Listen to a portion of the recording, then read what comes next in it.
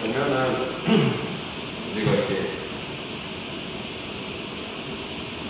미의식이라는 건 뭐냐면 아름다움의 종류를 나눈 거야. 예술은 아름다움을 표현하기 위한 거지. 그래서 예술에 나타난 아름다움의 종류를 결국엔 예술의 종류를 나눈 거라고 볼 수도 있겠지. 그래서 원래 이제 한국 문학의 미의식은 우리 국어교육에서 보통 교동일 교수법을 사용하는 서울대 국어 교수님. 이 사람이 이제 문학이론을 정립했다고 봐. 그래서 우리 이 사람 이론이 한 번 더 나왔던 거 있었지 아까 문학 달리 서정 서사 교수 이렇게 나눠 들을 수 있다고 사용했고. 이 사람이 이제 문학이론을 정립한 우리나라에 여기 보면 성공이, 우암이, 비장미, 골gem이 이렇게 네 가지로 나누는 기준이 있는 것과 있어야 할 것으로 나눠. 이게 뭐냐면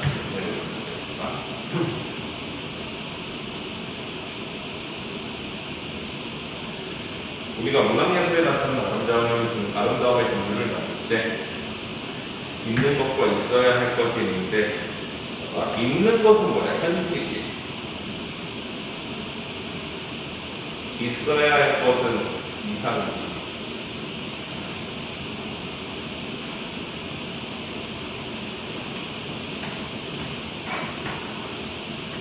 보면은 아름다움의 종류는 현실과 이상이 일치하는 상황이 있을 것이고 현실과 이상이 일치하지 않는 상황, 그리고 이 상황에서 현실과 이상 중에 이상을 취하는 것, 그리고 현실과 이상 중에 현실을 취하는 것, 이렇게 네 가지 틀이 나오는 거야. 자, 그랬을 때 자, 봐봐, 예를 들어보자. 도윤이는 하고 싶은 게 뭐야? 미래 직업이나 꿈 같은 거.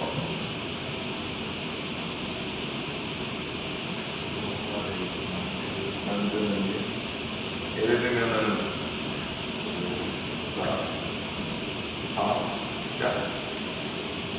새로운 걸 발명하는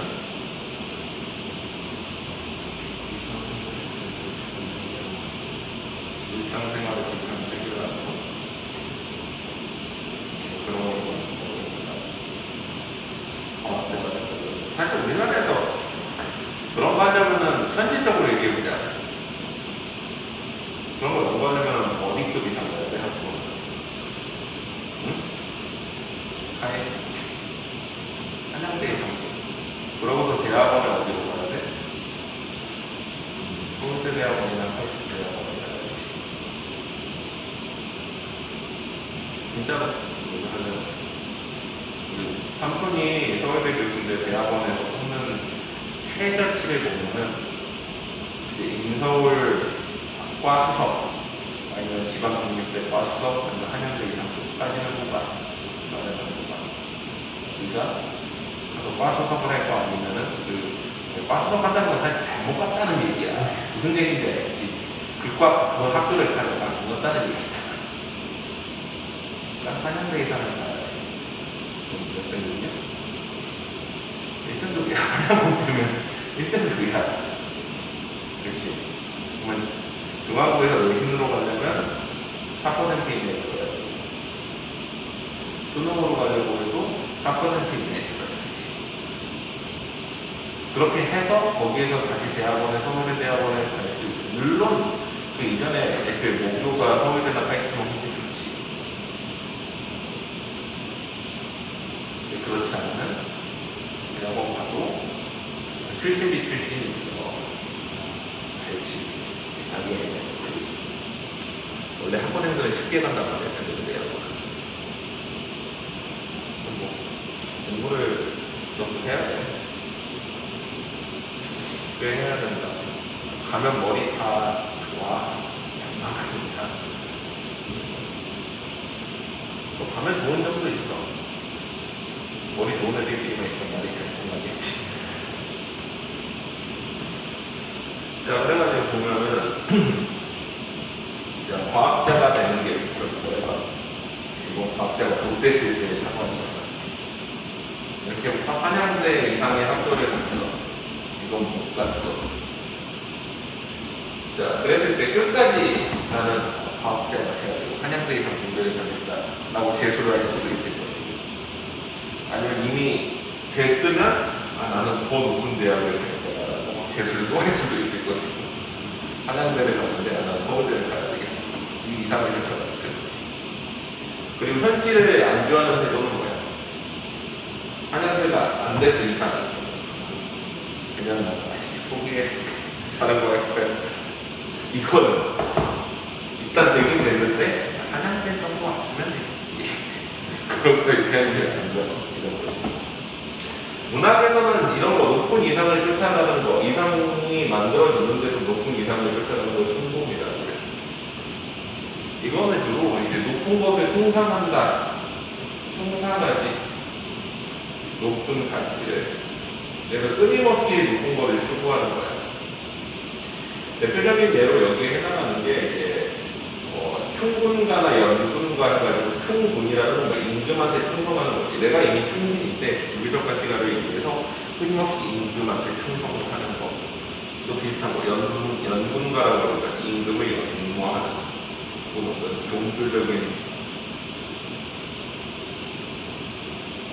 종교적인 가치를 끊임없이 추구해 하는. 지금 내 삶도 이미 충분히 괜찮은데 거기에서 더 추구하는 이런 걸 성공이라고 해요.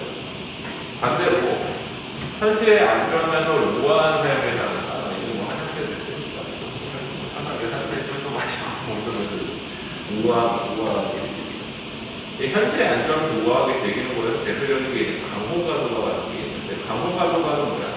강호라는 건 자연이거든. 가라는 건 그 유가, 불가, 뭐 도가, 법가 이런 거죠.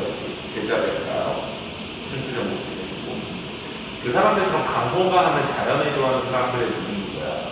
거기에 도리를 노래한 노래. 강호가의 도리를 노래한 것. 강호가. 그러면 얘네는 뭐를 좋아하는 거야? 자연을 좋아해. 뭐보다 속세에서의 어떤 것들. 이런 게 좋아하는 거지. 그러니까 현실, 자신의 삶에 만족하면서 반문지족하는 태도. 한사람은 뭐 이런 것들 다 알아야 된다. 그래서 맨날 시키는 거야. 자, 그 다음에 봐봐. 못 갔어. 끝까지 그래도 서울대나 한양대 가야 되겠어 하면서 재수 상도 사서 비장한 각오를 이런 걸 그래. 비장이라는 거는 슬플 비자지. 장은 꿋꿋한 거야. 슬프지만 나는 꿋꿋하게 이겨내겠다. 이런 거지. 응? 그치. 7.8개. 이거 중에 대표적인 게 이제 회고가 과거를 회상하면서, 이건 보통 망해버린 나라를 회상하면서 과거의 나라를 따라가는. 그러니까 예를 들면 이런 거야. 우리가 그 여말상초라고 고려 말과 조선 초에 보면은 고려의 충신들의 스탠스가 여기에 해당해. 자, 일단은 이상은 뭐야? 고려가 지속되는 건데, 현실은 뭐였어? 조선이 건국되거나 건국된다고 하고 일치하지 않을 때 끝까지 뭐를 쫓아가? 고려를 쫓아가. 그래서 이런 걸 회고가 내지는 절의가, 절개와 의의를 지키는 노래. 이런 게 이제 비교합니다. 자, 마지막으로 보는 게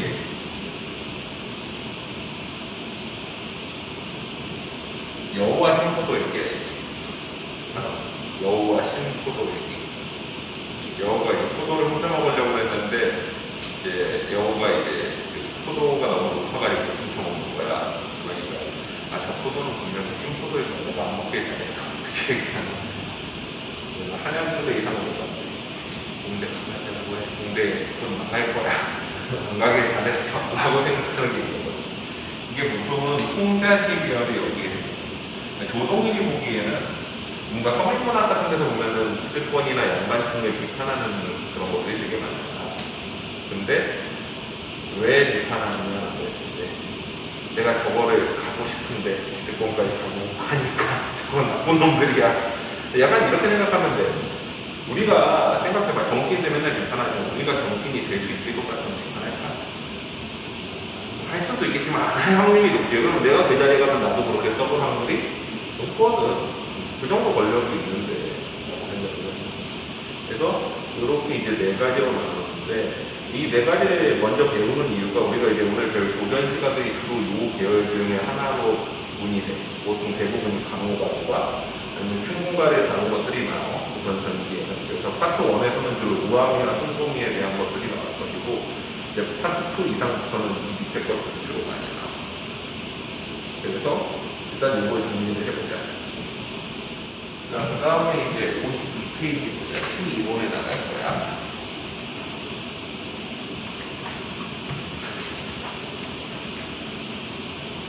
자, 우리가 시를 분석할 때 알아야 될 것들을 좀 정리를 해볼게.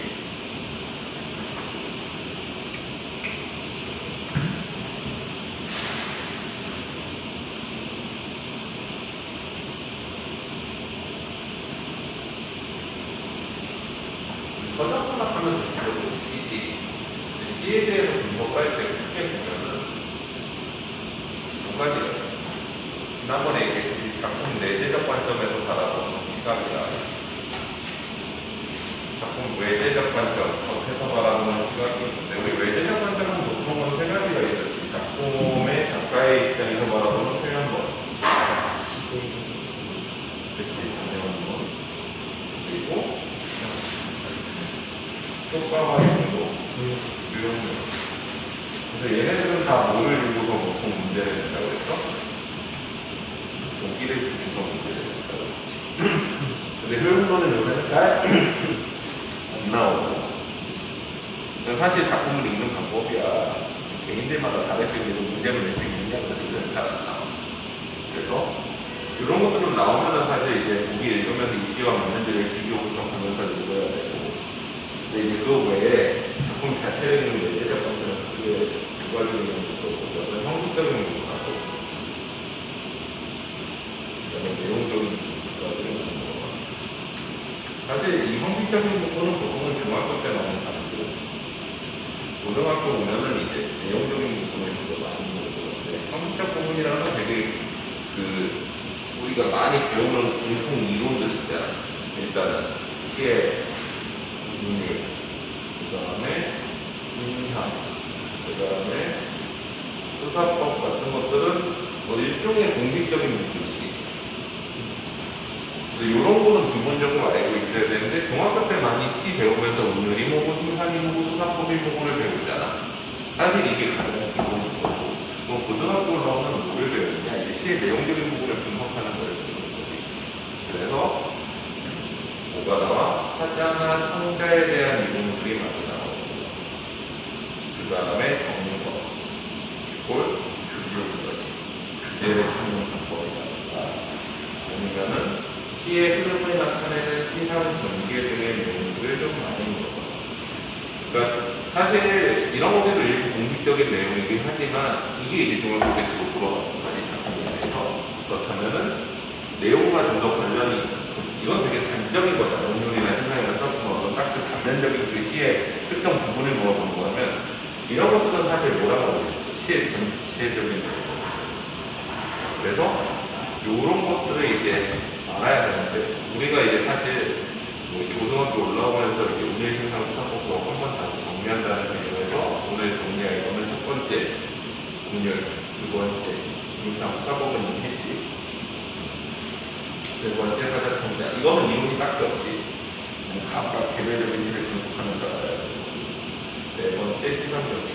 까지 해서 이렇게 네 가지 개념을 정리하고 이제 시문학을 정할 거야. 고른 시간에 되고. 그래서 어느 정도 그 정도 되면은 이제 문법이랑 문학이 그냥 기초적인 건 끝났다 생각하면 돼. 윤동주와 백석을 끝내고 고전시가 기본 작품하고 문학으로 끝내고 문법 기초까지 끝냈다. 그러면 이제 고등학교 공부를 그래도 웬만큼 내신에 칠 준비가 된 거야. 그래서 그렇게까지 일단 최대한 정리를 할 거야. 그치? 자, 보자. 일단 오늘부터 정리를 할게. 그래서 나머지 부분은 좀 읽어보면 좋기는 한데 시간 나면 한번 읽어보고 운율로 가자. 몇 페이지냐면은 페이지 57페이지에 운율을 가보자.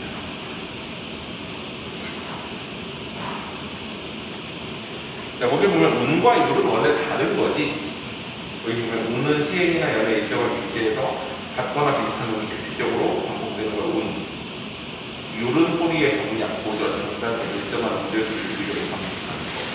그래서 주로 이제 그 노래적인 느낌은 노래 있고, 그러니까 반복적인 느낌은 노래 있는데, 근데 어쨌거나 두 개를 그냥 합쳐서 운율이라고 운율을 구분하는 운율이라고 해. 근데 이 운율의 형성 요소가 여기 쭉 뒤에 보면은 설명을 해놨어. 내가 이거 글제 만들면서 다 정리를 해놓긴 했는데, 그 옛날에 내가 이제 대치동에서 있을 때 이제 강사 초반에 시작할 때 공부하느라고 하나하나 다 타이핑하고 그때 당시에 이제 나왔던 문학 이론들 다 정리하고 휴학해가지고 있는 거거든요. 근데 중간에 이제 문학이 되게 쉬워지면서 문학 이론들이 거의 다 사라졌어. 그러다 보니까 어려운 이론들이 다시 나왔어요. 특히나 이제 이번에 이제 인성예정을 들어가지고 이제 그 독서 어렵게 못하고 있잖아. 교과서에 그러면서 문학이 다시 어려워지고 있어. 그래서 너희 때는 문학 이론이 중요하게 할 거야. 근데 지금 남아있는 문학 이론 주제는 사실 그 윤회정의 개념이나 그것도 사실 옛날에 문학 어려울 때 정리해놓은 그 이론들을 갖다가 이제 같이 넣는 건데 이제 그거 빼놓고 그렇게 많이 문학 이론 주제가 남아있는 게 없어. 수능이 쉽게 나오다 보니까 이것을 다시 아니 문학은 쉽게 나올 수 있어. 수능에 이거를 보면은 2013년부터 2015년생이 정말 쉬워. 1등급이 100점이었어. 그러니까 2012년 이전이 어려웠던 수능이야. 이게 문학이 어려웠어. 독서 난이도는 쉬웠고 이런 거였거든. 근데 이제 난이도, 정확히 말하면 난이도라고 하면 되겠지. 난이도지. 무슨 뜻인지 알아? 난 2는 어려운 난과 쉬운 2니까 난도가 높다, 난도가 높다라고 해야 되지. 원래는 난 2도 하면 난이도가 어렵다, 난이도가 쉽다 해야 돼. 알아? 무슨 개념인지? 자, 나는 뭐야? 2는 쉬우리. 그러면 난이도라는 거는 어렵다, 쉽다로 나와야 돼. 난이도가 높다고 하면 난도가 높은 거야, 이도가 높은 거야? 말이 안 되잖아. 그러니까 난도가 높다, 난도가 낮다. 이건 난이도가 어렵다, 난이도가 쉽다고 봐야 돼, 원래는. 난이도가 높다, 난이도가 낮다는 틀린 말이지, 원래. 그럼 난도가 돼요. 이도라고. 난도라고 해도 잘 안 쓰지. 요새는 그냥 난이도가 어렵다라고, 난이도가 높다고 이러잖아. 엄밀히 말하면 틀린 말이긴 해. 2015년은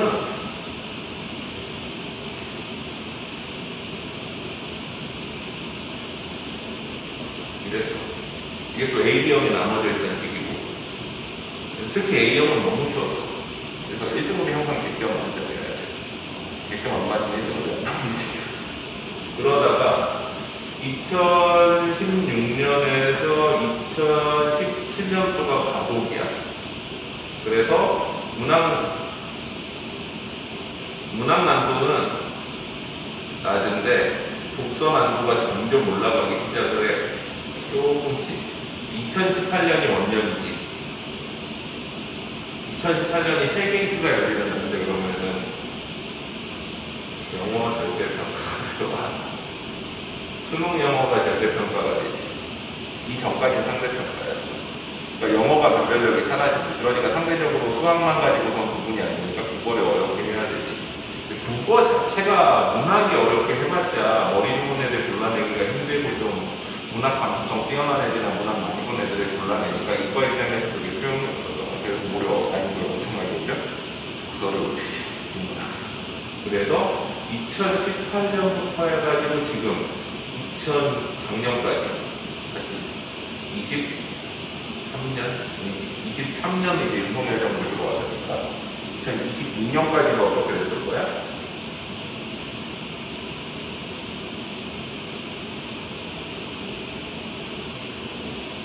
이렇게 되겠지. 그러다가 2023년 수능부터 해가지고 이제 어떻게 되는 거야? 독서 난이도 낮춰. 계속 구분을 한 거지. 그래서 6월엔 잘 안 붙여졌어. 그러다 9월 평가원에서 난이도를 낮추다가 수능에서 문학 난이도가 올라가 버렸지. 그래서 이 이후로는 문학 난이도가 올라가고 독서 난이도는 떨어져. 다시 또 회귀하는 거죠. 그리고 어때? 2024, 25, 26, 6까지인가? 2027부터 이게 뭐가 들어와? 문법이 들어오지. 다시. 여기가 되면서 어때였어? 여기부터 문법 선택이 들어갔거든. 근데 지금 2027부터 문법을 필수로 다시 들어가야 되는 거지. 그래가지고 이렇게 바뀌어 나가는데 사실은 이게 너희 때는 이거 핵심 그리고 재수를 했을 때 이게 핵심일 거야. 이게 이제 연대로 응? 연대로 그랬어. 이겼나?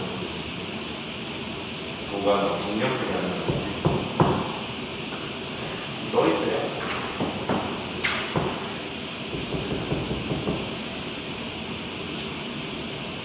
그래서 이렇게 돼. 문학이론이 되게 많이 저거 할 거야. 근데 지금 남아있는 변변한 문학기초가 없어서 문학기초 가질 때 맨날 뭐 개념의 나비효과, 개념의 나비효과, 엄마들이 하는 게 그것뿐이었단 말이야. 근데 사실 이 이전에 보면은 대시동에서는 이때부터 이미 문학 교육을 많이 했었어. 그리고 그 자료가 근데 이제 많이 안 남아있을 뿐이고 이때 이제 대시동에서 제일 2012년 이전에 유명했던 게 교동기하고 운동하고 나는 운동하였어. 그 옆에는 올가였지. 올가 교육 그 원장이 이제 그 동기 있었어. 내가 올가에 들어갔어. 얼마 전에 그 원장님이 최단 앞에 놀러 왔어. 뭐야 그 같은 존나 올가 있었는데. 근데 그 원장쌤이 지금 여기 디플텐과 수학이라 여기 올가 다 가지고 있다. 보면 하도 많이 먹어서 분당에 한 3,000명 되고 있어. 올가가 학교 하나로 나온 거지.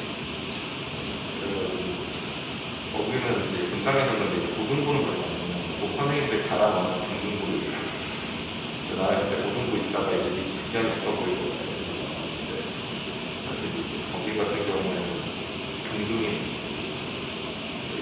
수학적으로 다 잘했던 것 같아요. 원장들 보는데 그 교동기 농물팀장이라는 출신이거든. 근데 하여튼 요 출신들이 그래도 오래된 출신들이야. 대체로 뭐 초창기 이제 국어학원들 처음 생길 때 문학이론들 많이 공부하고 막 이렇게 시켰거든. 그래서 사실 옛날에 보면 국어학원 하면은 대부분의 나는 마지막 세대였고 요거에 요 타이틀이 있는 강사들은 좀 찐이야. 그리고 항상 거기다 넣어. 자기 이렇게 교동기 내고 김동아 출신이라 그 대체로에서 제일 깊은 국어학원 두개도 둘 다 망했어. 교동기는 돈을 되게 많이 벌었는데 건물을 다 샀거든. 그래서 사본 건데 문제가 뭐냐면 나중에 네가 혹시 경영할 일이 있으면 그렇게 하면 안 돼. 사람 심리가 공산주의로 가면 나가야지. 각각의 학원들의 그 실적을 자기네 학원에서 가져가게 해야 되잖아. 근데 마치 그 교황청 알아? 중앙에서 싹 세금으로 걷어들인 다음에 다시 분배해 주는 거. 교동기가 그 짓을 했어. 그래서 당황했어. 하나도 안 하고. 그러니까 열심히 안 하지. 어차피 우리가 열심히 안 해도 다른 데서 제공해줄 테니까. 김동완은 학원이 어느 정도 커지니까 이제 뻘짓을 했어. 수업 안 하고 물러다니고 맨날. 그래가지고 내가 김동완 왔고 할 때 이제 김동완 원장이 이제 다시 학원 다니려고 들어왔을 때 있었거든. 근데 이제 내가 여기에서 배울 거 다 배우고 학원 비전 없어 보인다고 그러고 빠져나가고 난 다 내렸다 앉아서 망했어. 그래서 하여튼 요 타이틀 있으면 좀 찐이야. 근데 요새는 이제 이 타이틀 가지고 있는 강사들이 별로 안 남아있지. 내가 그 마지막 세대 때 내가 벌써 40대잖아. 그러면 이제 그 위에 원장급들이나 이런 사람들이 보통 이제 저런 타이틀 가지고 있거든. 분당에서도 엄마름이나 뭐 이제 원장급들이 좀 유명한 학원 원장급들이 이제 저 타이틀을 가지고 있어.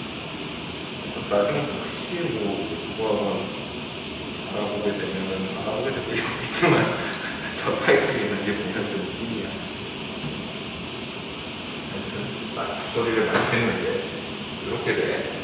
그래서 문학이론이 점점 어려워질 거다. 자, 그래서 오늘부터 한번 좀 정리를 해볼 건데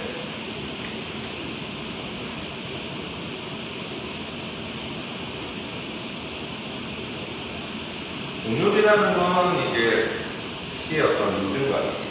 크게 이제 네 가지로만 나눠볼게. 여기 이제 있는 것들을 그냥 한 번에 같이 다 정리해서 사실 이제 내가 공부할 때만 해도 이렇게 쫙 정리를 해놨는데 좀 더 간단하게 정리를 하다 보면은 이제 필기식으로 나와 이렇게 보면은 우리가 보통은 처음에 나오는 게 이제 조와 음보라는 걸 많이 배우지. 조라는 거는 뭐 동일한 글자 수의 반복이지.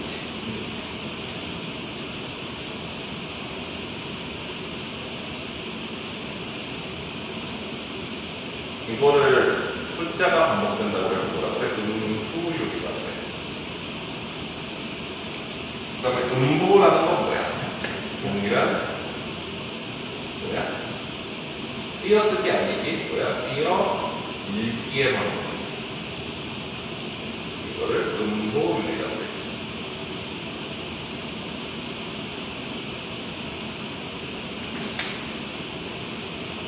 자, 근데 사실 우리가 이제 조와 음보라는 걸 우리나라에서 살펴보면 딱 한정돼 있어. 이게. 그래서 보통은 우리나라에 나타나는 이제 문학에서 나타나는 게 세 가지 정도로 나오고, 그렇지. 가장 대표적인 게 3, 4조 내지는 4, 4조의 사음보 율격을 많이 쓰지. 이거는 우리나라에서 가장 널리 쓰이지.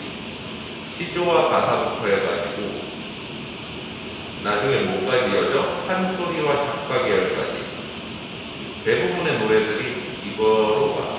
그러니까 우리나라는 원래 사음보는 되게 귀족적인 율격이거든.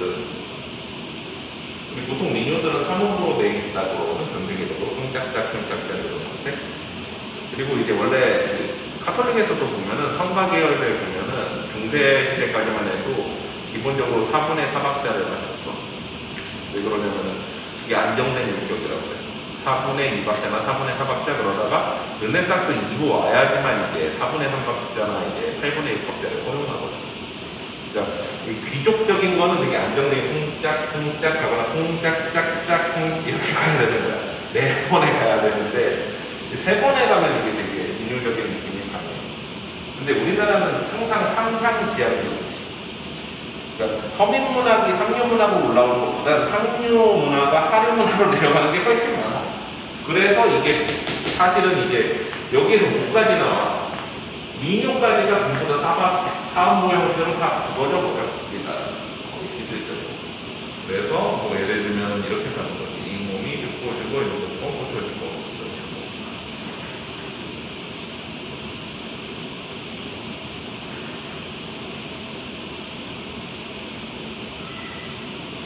그러면 어떻게 돼? 3, 4, 3, 4가 되지.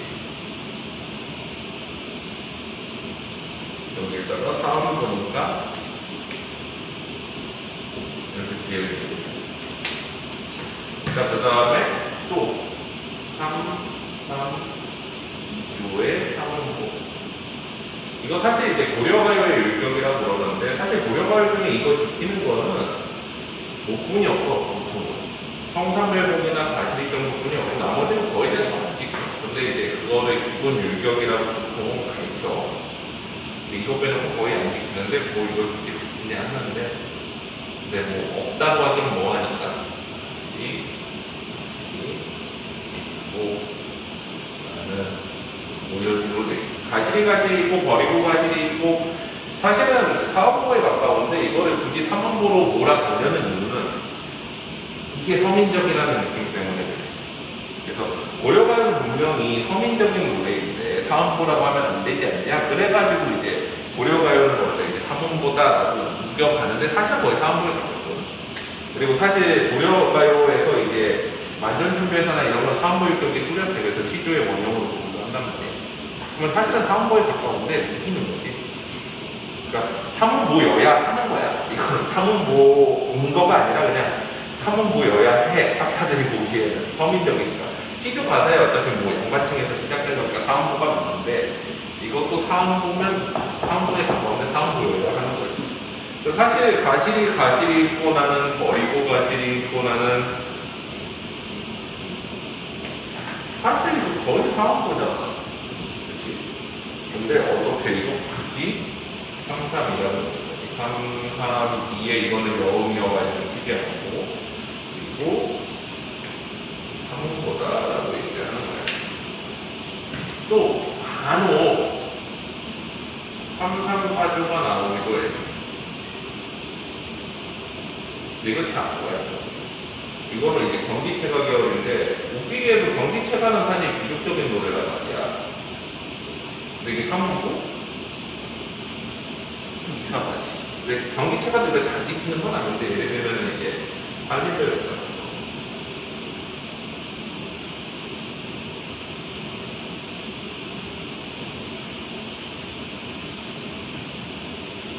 그래가지고 이거 같은 경우에는 자라나는 플렉스 노래거든. 모시, 원순, 충기, 대체 이런 식으로. 근데 이게 뭐냐면 일로의 시와 원순의 글과 뭐 거기에 관련된 무슨 집대 이런 식으로 이렇게 해놓은 건데, 그리고 이게 맨 마지막에 뭘로 끝나냐면 경기 어떠하니 입구로 끝나. 그래서 경기체가야. 이게 무슨 뜻이냐면은 그 정치 어떠합니까? 서리법이지. 무슨 뜻이야? 대단하지 않습니까? 잘하는 거예요. 사실 거의 안 배워. 근데 요거 334조라고 가르치는 경우가 있어. 일자수가 334로 얘네는 거의 일정하게 맞춰지거든. 그래서 이게 조선 초기 고려 말에 보통 지어졌는데 약간 이런 느낌이야. 내가 자동차가 비싼 게 되게 많다고 해봐. 우리 차고에 딱 들어가면서 이제 친구들한테 자랑하는 거지. 자, 봐봐. 여기 페라리, 포르쉐, 롤스로이스, 부가티, 람보르기니 뭐 이렇게 있어. 대단하지 않아? 그 경기 어떻습니까? 대단하지 않아 이 경경? 이거야, 이 노래야. 그러니까 경기체가는 사실 문학적이지 않지. 자랑하는 노래잖아. 그래서 이건 거의 안 배웠는데 이게 334조라고 나오는 게. 그리고 이것도 사실 다 뼈만 특기인데 이거 뭐라고 배워? 민요율격이라고 배우잖아. 김소월이나 박목월이나 있으면. 근데 우리나라 민요율격에 치료조가 있어? 없어. 뭐 아리랑이 있다라고 하는데 아리랑 말하리 뭐 6사조에 나옵니다. 주제에 보면. 그래서 아리랑에서 어원에 찾긴 하거든 이거를. 솔직히 이런 거 강남을 건너서 밀밭길에 뭐 이런 거는 육사조라고 볼 수도 있지만 구름에 달가듯이 가는 날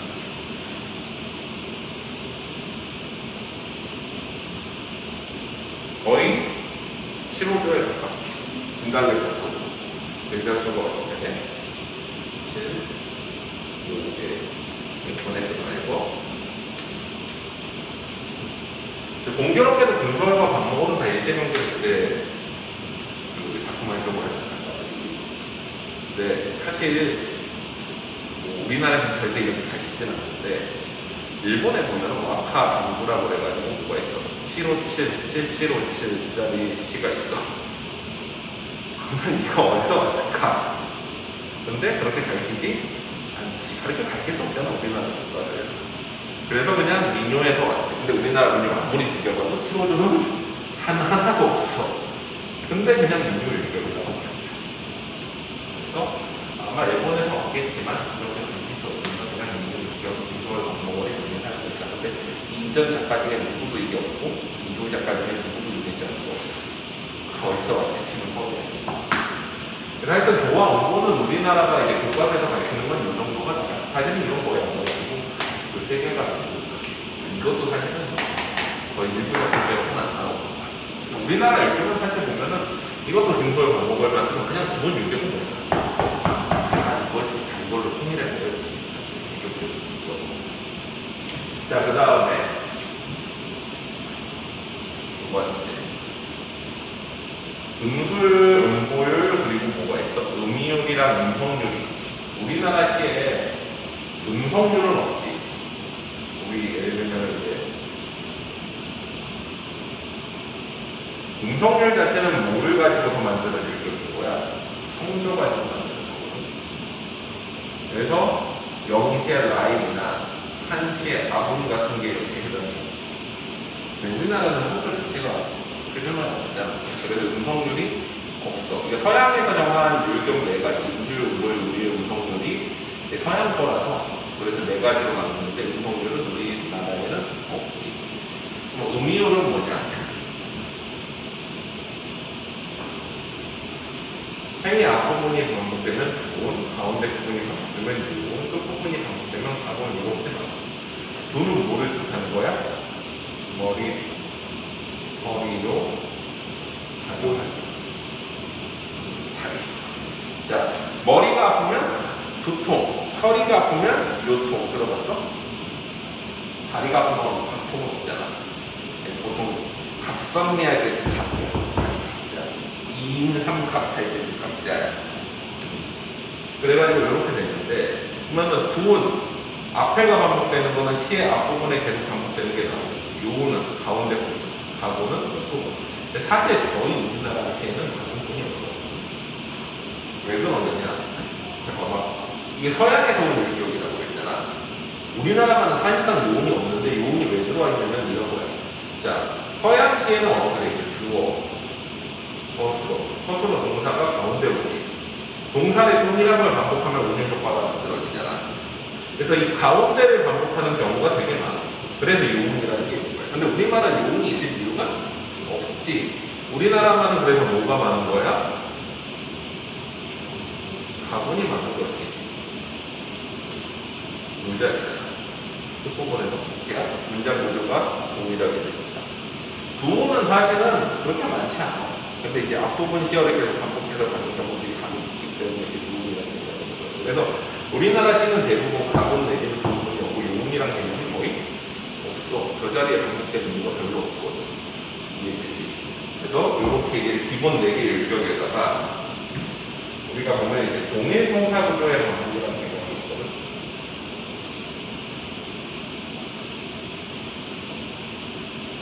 통사 구조라는 건 뭐야? 통사라는 건 문장을 얘기해. 동일한 문장 구조가 반복되는 거 얘기해. 자, 그래가지고 대표적인 게 일단은 수미상관. 뭐야? 앞뒤가 비슷한 거지. 꼬리와 머리가 비슷한. 또 후렴구 뒷부분에 반복되는 거. 혹은 대꾸, 문장 구조가 비슷한 거. 혹은 반복과 변주. 이거는 뭐야? 비슷한 형태들이 반복되는 걸 반복해서 변주하다고 변조하다고 얘기를 하지. 그 다음에 뭐도 있어? 가분도 여기 들어가. 왜? 우리나라는 서술어 자리가 이제 가분 자리에 오기 때문에 가분을 반복하면 안 돼. 문장 구조가 비슷해지지. 서술어가 같으면 문장 구조가 같아지잖아. 그래서 이런 것들을 동일한 통사문장, 문장 구조의 반복이라고 얘기를 해. 그 다음에 마지막으로 5번째, 올림소리. 울림소리가 많이 쓰이거나 혹은 음성 상징어가 쓰이면은 이것도 보통은 울림 형성 요소라고 해요. 울림소리 하면은 니은이 많이 쓰여요. 대표적으로 여기에 해당하는 게 앞으로 배우겠지만 김영남과 박재상이 있고 현대식이야.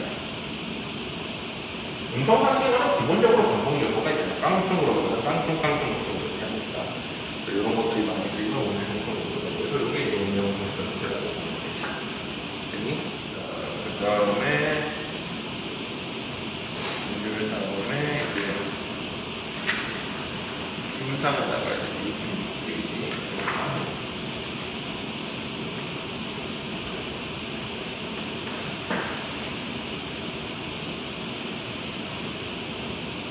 심상은 이제 한자어 그대로 보면은 심, 마음에 나타나는 상, 어떤 이미지를 나타내는 거지.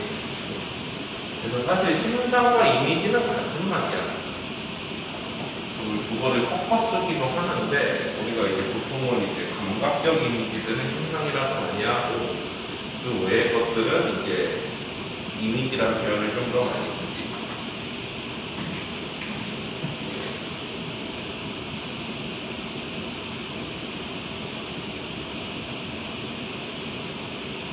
근데 이 심상은 어떤 걸 봤을 때 그냥 마음속에 상이 떠오르면 다 심상이거든. 근데 이게 3가지가 있어. 감각적 심상,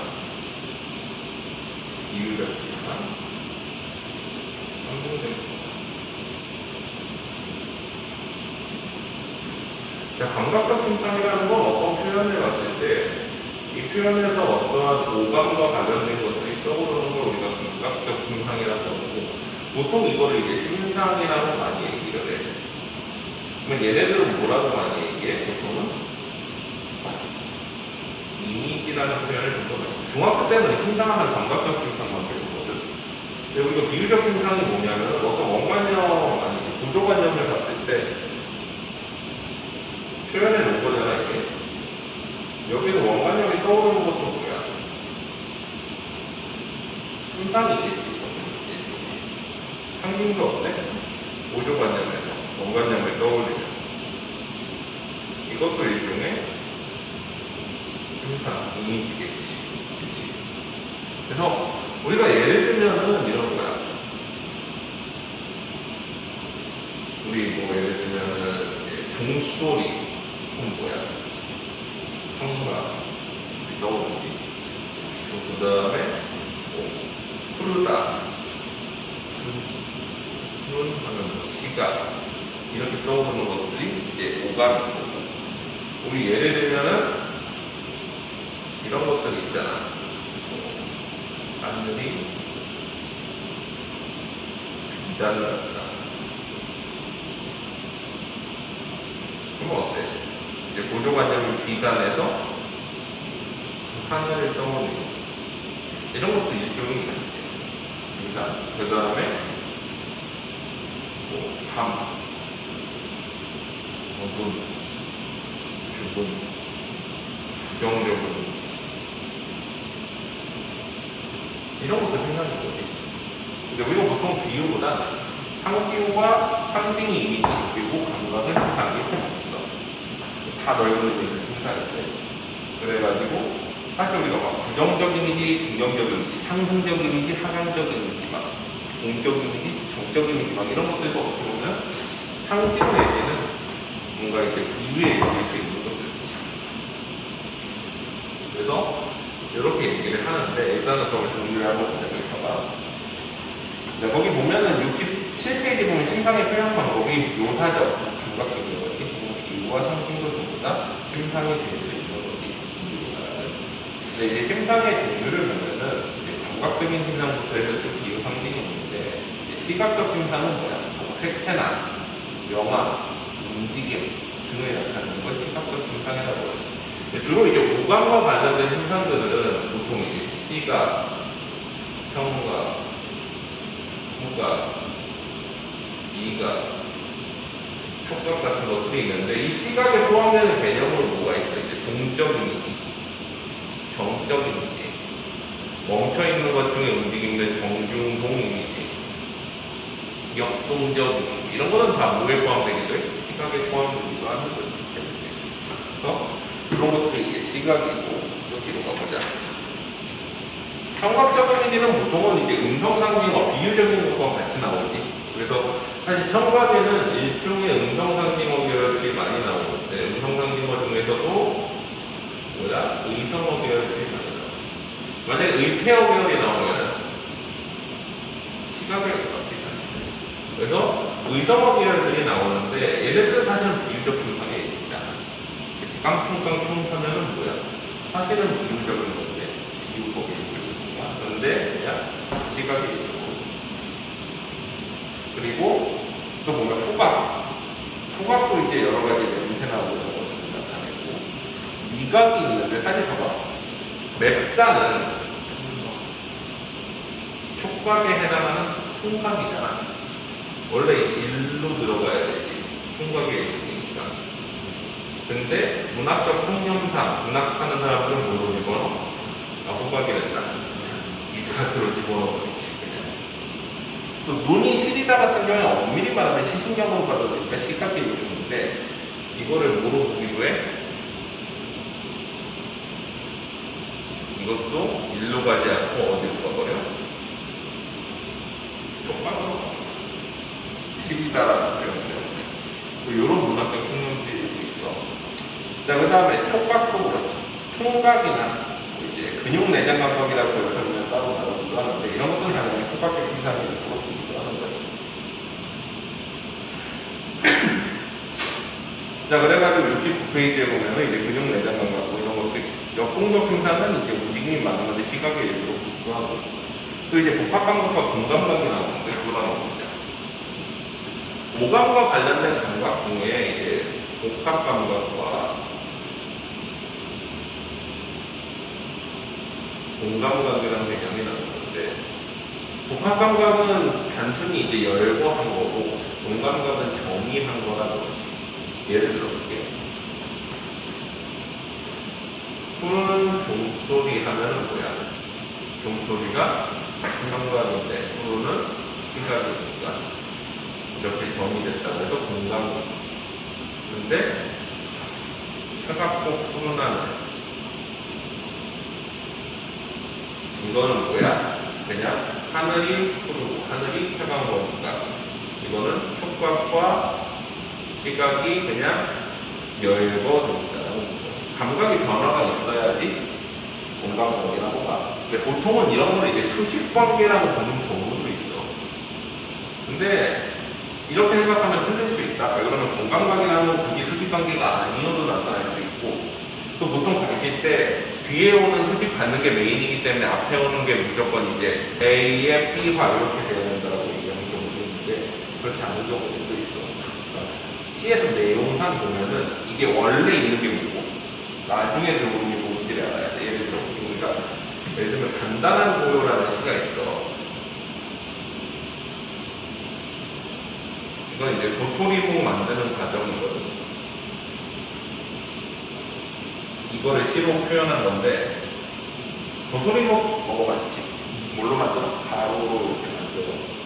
가루 이렇게 물게 써가지고 붙여가지고. 근데 거기 보면은 도토리를 햇빛에 말리는 과정이 나오는데 거기에 보면은 이런 표현이 나와.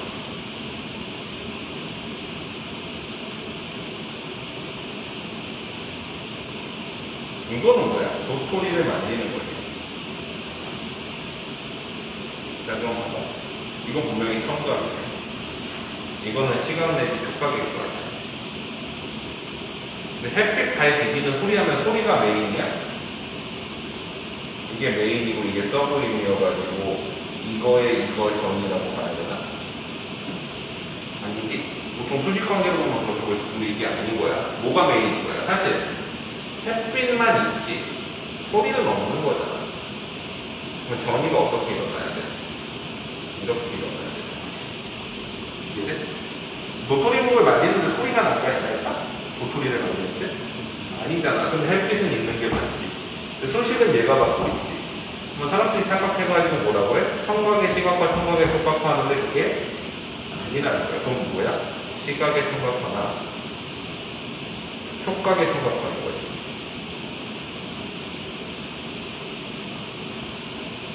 이해돼? 그러니까 우리가 수식관계나 이런 거 상관없이 C에서 분명히 있는 게 뭐고 그거를 다르게 표현한 게 뭔지를 확인해야 된다.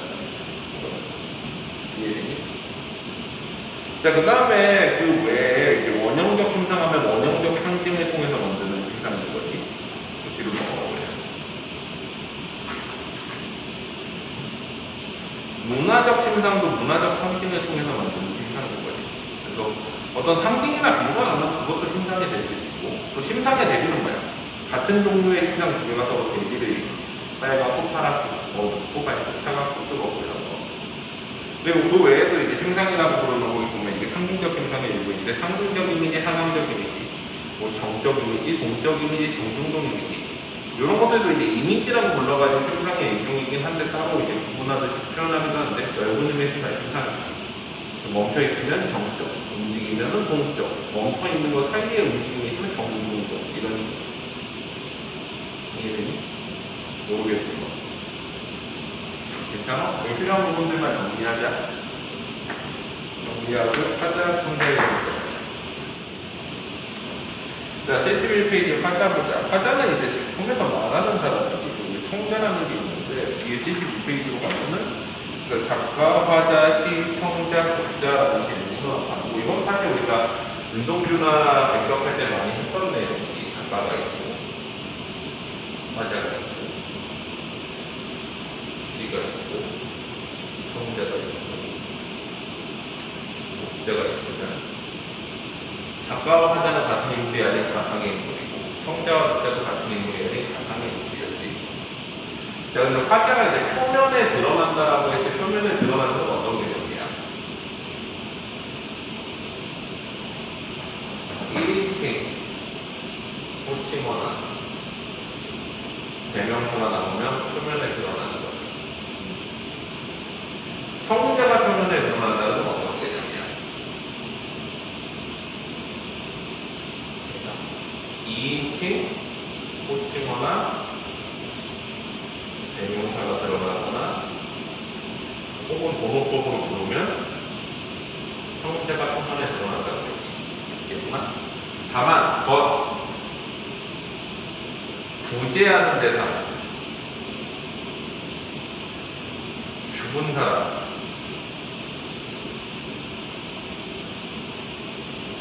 이 경우에 성자가 없는 걸로 친다고 해서 독백체에 가까운 거고, 그래야 이제 단절감이 더 부각이 되니까.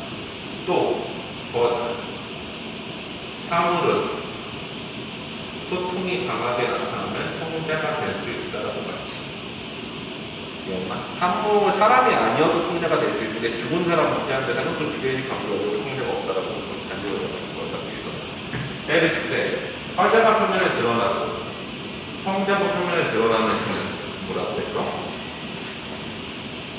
대화체. 기억나? 화자가 표면에 드러나고 성자가 표면에 드러나는데 이게 주고받아. 화자가 성자가 되고 성자가 화자가 되는 경우에는 뭐라고 했어?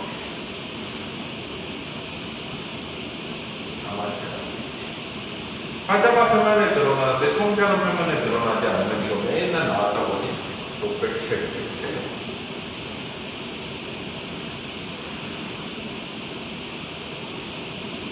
화자는 표면에 드러나지 않는데 성자만 표면에 드러나면 뭐야?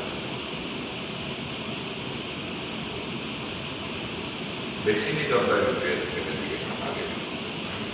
그 다음에 화자 성자 표면에 안 드러나면 인지 상황들을.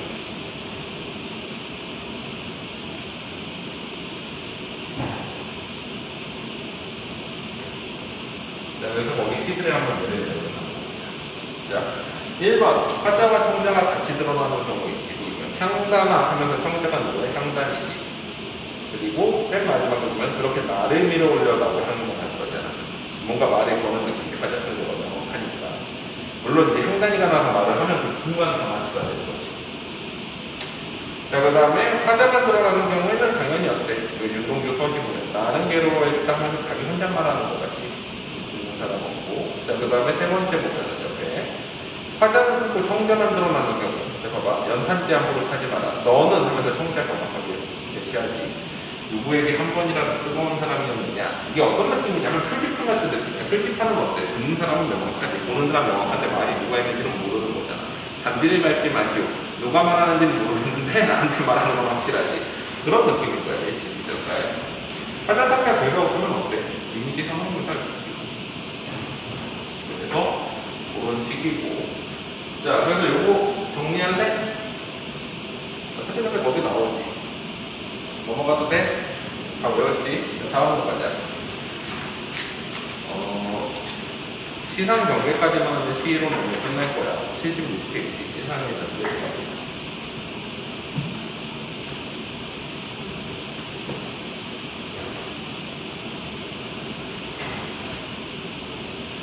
시상전개라는 건 시의 시에 나타나는 이미지를 어떻게 흘러가는지 정리해놓은 건데, 사실은 보면 시에 나타나는 이미지라는 건 결국 시의 흐름이거든, 전체적으로. 그래서 시상전개를 거기 나오는 것보다 좀 더 실제적으로 정리를 좀 해보면 돼요. 자, 첫 번째.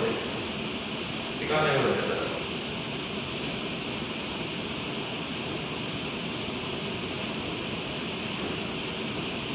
시간의 흐름에 따른 구성은 크게 세 가지가 있지. 보통 이렇게 살펴. 순행, 역행, 역순행. 순행적 구성, 역행적 구성, 역순행적 구성. 들어봤어? 순행이라는 건 뭐야? 시간의 흐름에 따라 과거, 현재, 미래로 가는 형태. 역행이라는 건 반대지. 어때? 현재에서 보통 과거로 돌아가는 거예요. 사실 이건 없어. 왜 그러냐면 현재에서 과거로 갔다가 다시 현재로 오잖아, 결국에. 그래서 우리나라가 아니라 모든 부서는 역행하고 딱 돌아가서 끝나버리는 경우는 없잖아. 들어갔다가 조금만 얘기해도 뭐야, 순행이지. 그래서 실질적으로 역행은 없고, 순행만 있는데, 순행을 또 수능에서 순행이라고 안 그러고 뭐라고 불러? 추고식 구성이라고 더 많이 써. 그래서 이런 거 말하고, 딸을 축자에 추격하다. 걸음을 따라가서 한 발 한 발 시간의 흐름에 따라 나아간다. 그래서 추보라는 표현을 더 좋아해, 수능에서. 순행이라는 표현보다. 웃기지? 근데 그냥 그렇게 써. 그래서 순행, 추보 순행이구나 이렇게 생각하면 돼. 그 다음에 공간의 이동 혹은 시선의 이동에 따른 이거는 장소가 이동하면서부터 나타나는 구성인 거지. 그래서 혹은 시선만 이렇게 옮겨가면서 하기도 하고, 그리고 시공간이 같이 이동하면 이걸 뭐라고 할까? 이런 거 이제 기행적 구성인 거예요. 여행하는 거지. 여행을 기록하는 거지. 그러면 어때? 장소와 시간이 같이 움직일까? 기행적 구성을 가지고 있다. 그런 거야. 이렇게 얘기를 하는 거지. 이 비슷한 게 소설에서는 뭐 또 있냐면은 또 이제 소설에서는 여로형 구성이라는 것도 있어. 여로라는 건 뭐야? 여행을 하는 길의 세상. 그리고 이 여행형 구성에서 갔다가 다시 돌아와, 원래 장소로. 이런 거는 뭐라고 하기도 해? 회귀형 구성이야. 시상은 아닌데 소설적인 거지. 비슷비슷한 것들이야, 이런 것들이. 자, 그 다음에 시간과 공간이 가장 기본적인 거잖아, 보통은. 그 외에 이제 세 번째 수사법들이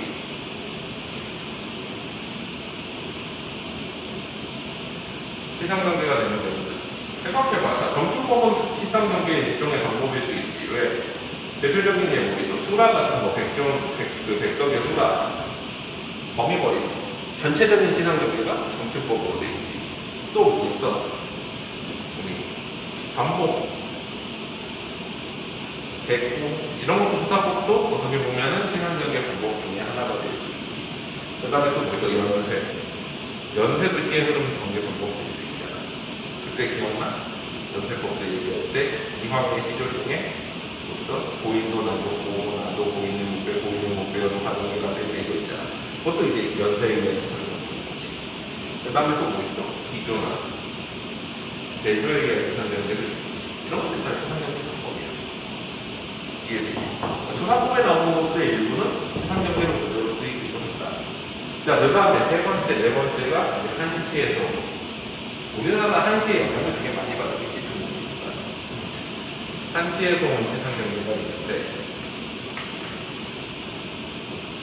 이 중에 가장 유명한 게 이거야. 들어가서 이승을 부를게. 가장 많았어요. 여기에서 이제 시상 변화가 일어나지. 사실 이건 어디에서 온 거냐면은 중국의 절구라는 한시에서 온 거야. 우리가 당나라를 한시가 정립된 시기라고 보거든. 중국의 당나라를 시의 정립 시기로 보고 이 시기를 4개로 나눴을 때 가장 시가 완성된 시기를 성당 그리고 마지막에 만당이라고 하는데 이 성당 시기를 대표하는 두 시인이 두보와 이백이고 이 시기에 시의 어떤 형태가 정립이 돼. 근데 이때 이제 시를 정립을 할 때 두 가지로 나눴는데 4줄짜리 한 시를 뭐라고 부르냐 절구 8줄짜리 한 시를 율시. 그래서 이 두 가지로 완전히 정립을 해버려요. 이 이후에는 사실은 한시의 형태가 좀 더 추가되긴 하지만 이게 가장 기본이야. 지금까지도. 이 절구의 시상경계 방식이 뭐야? 기승전결이고 율시의 시상경계 방식이 수암경리인데 수암경리는 율시 제외하고 거의 없지 않는데 절구는 아무 때나 이제 다른 데에서 다 확장해야 기승전결을 쓰기 소설에서도. 그래서 수암경리가 또 나오는데 수암경리는 율시에서 쓰이는 시상경계 방식이고 3년이 9줄이지 이게 서로 대꾸를 이루고 정년 2줄이 대꾸를 이루고 함량과 경량이 대꾸와 대비를 이루는 게 흔히 수학입니다.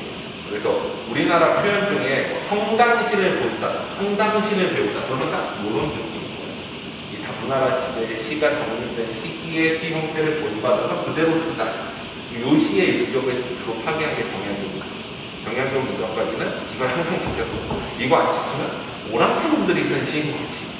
근데 정약용은 이거 안 지키면서 시를 많이 써서 이런 시를 뭐라고 그러는 거냐면은 이 이전에 있었던 시 형태가 그래서 모시라고 표현합니다.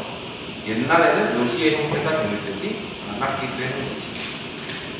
그리고 이 율시를 구배해가지고 16줄짜리 한 시를 배율이라고 부르기도 하고 또 그 외에 12줄짜리 한 시를 행시라고 부르는 경우도 있어서 아니면 만들어지고 있어요. 근데 어쨌거나 결국 율시, 배율, 행시가 아닌 다 뭐야 그냥 모시예요.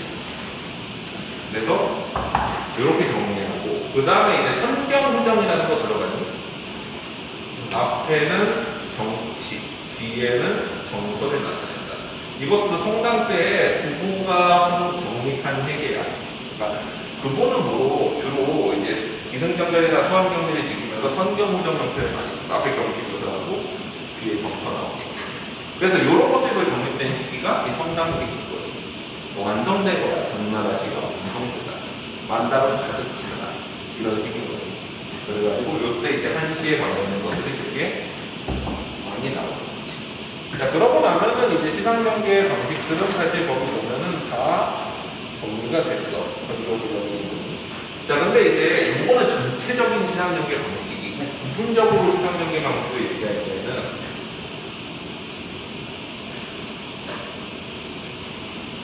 이런 것들이 있어. 이게 세 가지가 있는데 시상의 전환, 시의 흐름이 바뀌는 거. 대표적으로 어때? 역접의 접속부사 중에서 나오지. 역접 접속부사라는 건 뭐야? 우리나라 말은 접속사가 없으니까 접속부사를 쓰는데 예를 들면은 그러나, 하지만, 그런데 같은 거 나오면 어때? 시의 흐름이 바뀌는 경우들이 많지. 그 외에도 이제 시상 전환 해가지고 이제 보통은 기승전결의 전 단계라든가 이런 것들이 이제 시의 흐름이 바뀌는 경우들이 그러니까 부분적으로 봤을 때는 시상 전환이라는 표현이 있고 우리 기하법에서 나오는 거가 있었고 시상, 기하, 시의 흐름을 건너뛰는 거 마지막으로 시상, 집약 남신이주 유동 각기봉방에 보면은 갈매나무 같은 것들이 이제 시상 집약이야. 거기 주제의식이 강조돼 있잖아. 거기 압축돼 있다 그래서 시상 집약 이 세 가지 정도 단어는 알아둬야 된다. 그래서 시의 흐름이 바뀌는 시상 전환 시상 기하는 뭐야? 건너뛰는 거지. 이거는 바뀌는 거. 이거는 건너뛰는 거. 집약은 뭐야? 압축돼 있는 거지. 다른 말로 하면 주제행, 주제어가 나오는 거야. 이게 시상경계의 전부다. 뭐 우리가 배워야 될 문화교육은 다 끝났어. 상춘곡이지. 요것만. 상춘곡은 우리 상자가 상으로 주다. 근데 뭐 이제 맛보다, 감상하다의 뜻으로 쓰이기도 해. 그래서 봄을 맛보는, 봄을 감상하는 노래라고 부르기도 해.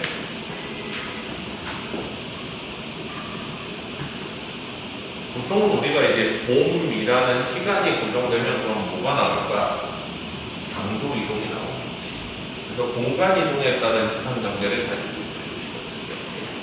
그래서 상충곡. 이게 제일 처음에 나오는 이유는 대표적인 강호가 들어가 있고 또 최초의 가사문학이라고 보기도 해요.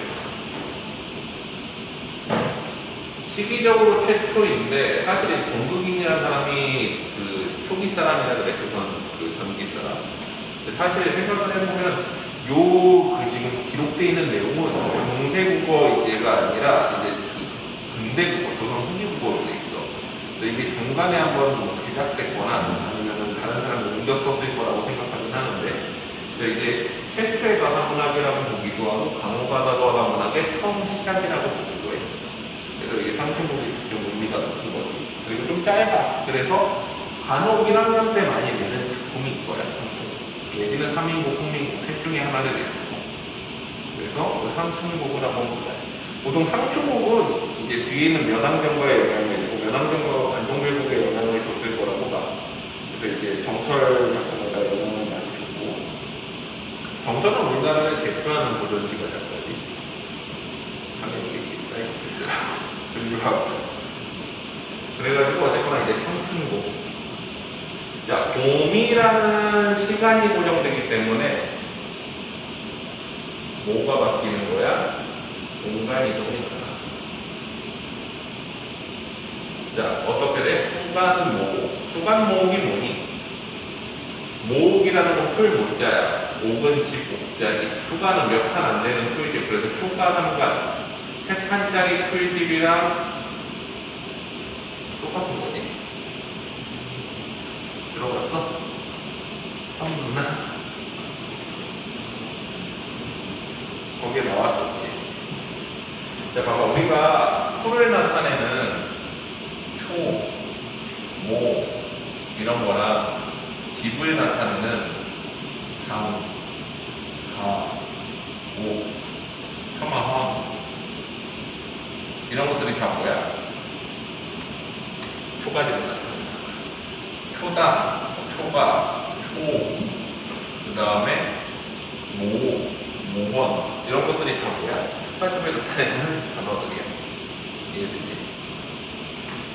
자, 그래가지고 초가집에서 이제 살인문을 거쳐가지고, 살인문이라는 거는 뭐야? 우리 초가집 지구 그 주변에 두르는 담장이 있거든? 초가집이 이렇게 있다고 해봐. 초가집이 이렇게 있으면 이 주변에 나뭇가지나 얼기설기 담장 같은 거 민속촌 가봐도 거기 보면 이렇게 돼 있잖아.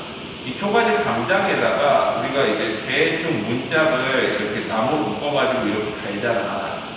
이게 살인문이야. 이걸 다른 말로 뭐라고 부르기도 해? 시비라고 부르기도 해. 이런 표현 되게 많이 나와. 자, 그리고 시비라는 단어는 한자어는 다른데 사실은 이거 알아두자. 고전시가나 고전문학까지 꼭 알아야 되는데 시비는 세 가지 의미가 있어. 한자가 다른데 첫 번째는 살인문이지. 혹은 여자 물종을 의미하기도 해. 우리 비자가 노비할 때 노는 남자 노예고 비는 여자 노예야. 그래서 시 곁에서 시 정도는 비 노예. 그래서 뭐야? 시비. 춘향 옆에 있는 향단이가 시비야. 노예야 원래. 우리 말하면. 우리가 노비라고 부르는데 노비랑 머슴은 다르다. 알아. 조선시대 머슴은 알바생이고 노비는 노예야. 그럼 뭐야? 증여, 상속, 납세 대상이고. 들어봤어? 노비는 증여할 수 있고 상속할 수 있고 세금으로 낼 수 있고 물건인 거야. 우리나라는 노예가 없는데 그냥 노비가 노예야. 그 다음에 세 번째는 옳고 그름에 가린다라고 했을 때 우리 시비걸기만의 그 시비야. 시비걸다. 옳고 그름에 가려보자. 그게 시비야. 옳시 그르기. 시비라는 단어는 한자는 다른데 똑같이 한글로 시비라고 쓰는 게 이렇게 세 종류가 있어. 그래서 한자어를 잘 모르겠으면 이 세 중에 하나겠구나 해서 상황에 맞춰가지고 확인해야 돼. 자, 그래서 살인문에 나와서 이제 정자에 앞에 앉았다가 그 다음에 물가에 갔다가 그 다음에 공도, 삼풍오미를 올라가는.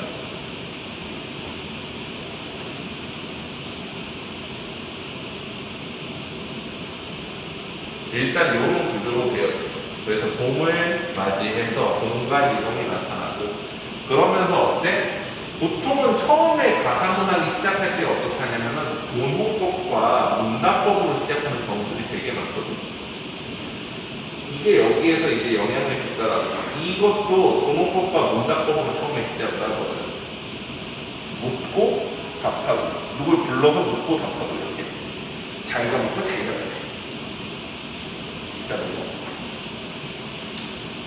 홍지는 속세야. 붉은 먼지지. 우리가 강호가도가는 기본적으로 어때? 자연과 속세를 대비시키면서 자연이 더 낫다, 자연에서 노는 게 더 낫다라고 부르는 노래거든. 응? 뭐라고?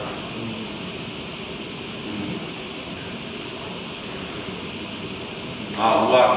그치. 우아미. 우아미에 해당하는 거. 그래서 보통은 이 속세를 얘기할 때 속세를 뭐라 그래? 그래서 보통 홍진이라고 많이 해. 붉은 먼지가 피어오르는 더러운 세상. 이렇게. 그리고 자연을 뭐라고 보통 불러? 강풍라고 그러지. 강과 호수. 그래서 속세, 홍진에 묻힌 분내, 홍진에 묻힌 분내 사람들이 여기 9월 처음 보지. 저기 익숙해져야 돼. 잘 모르겠으면 밑에 현대어 보면서 인내생이 어떠하다. 나의 삶이 어떠하다. 옛사람 풍요를 미칠까 못 미칠까. 옛사람의 풍요에 미치겠는가 그러지 못한다. 자, 옛날 강호가루가를 부르는 옛날 사람들은 지금 사람들보다 옛날 사람들이 더 그 사람 같고 더 자연에 잘 지키고 좋은 사람들이라고 했어. 내 옛날이 태평성대라고 생각했기 때문에 옛날이 더 삶이 좋은 시대라고 생각했거든. 그래서 사람들아 하고 물어. 어떠한가? 나의 삶 어때? 근데 사실 이거 의도가 뭐야? 자부심. 자랑이지, 자기 자랑이야. 나 옛날 사람만큼 잘 자연에서 즐기고 있는 것 같지 않아? 라고 묻기 위해서 이렇게 묻는 거지. 사실은 답은 정해져 있는 거야. 나 그만큼 잘 본다는 거야, 자연에서. 그래서 거기 보면 천지간, 천지, 하늘과 땅 사이에 세상에 남자오니, 남자로 태어난 거니, 날만하니 학원만하니, 나만한 사람이 하다. 하다는 무슨 뜻이야?